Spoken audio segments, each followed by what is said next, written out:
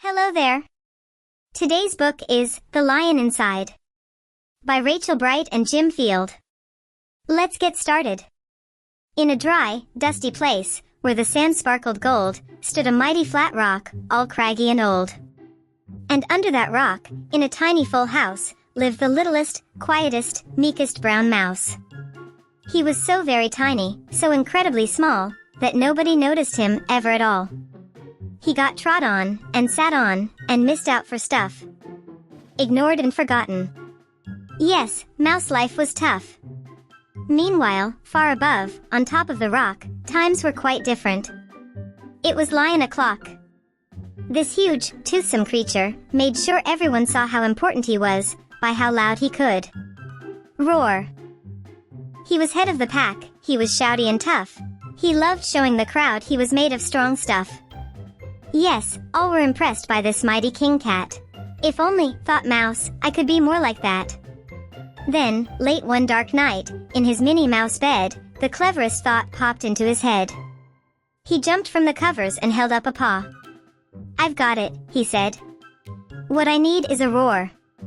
I mean, what if this mouse, with a weeny squeak, was a little more grrr and a little less meek?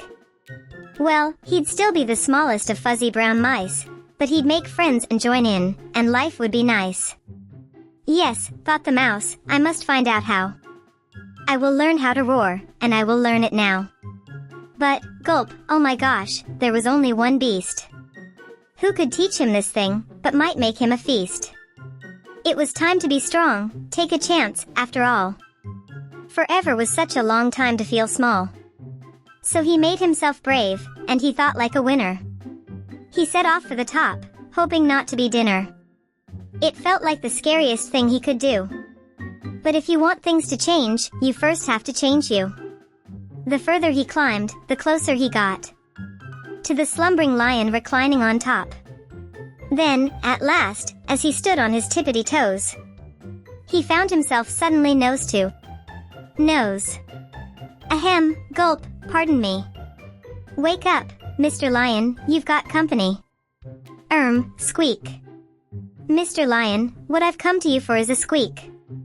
Do you think you could teach me your roar? A silence befell that twinkling plain. Lion opened his eyes and puffed out his mane. Time slowed right down. Why, it felt like a week. Then he opened his mouth and let out an eek. The lion was shaking, his paws all a-fumble. He was backing away with a scrambling tumble. Don't hurt me, he whimpered. Oh, try to be nice. Well, my goodness, this lion was frightened of mice. Don't worry, Mouse peeped. I'm a friend, not a foe. Well, let's rock this together. We'll have fun, don't you know? That was a magical moment for sure. When Mouse didn't feel at all small anymore. He had found his true voice and learned to speak out. And for that, you don't need to roar or to shout. And from that day and always, the two were a pair. They both liked that rock better, now that rock was to share. The mouse, while still little, felt big in his head. And Lion, he still roared, but with laughter instead. Yes, that day, they both learned that, no matter your size, we all have a mouse. And a lion inside. And that is the end of the story. If you haven't done so already, please like, share, and subscribe. See you next time. Bye.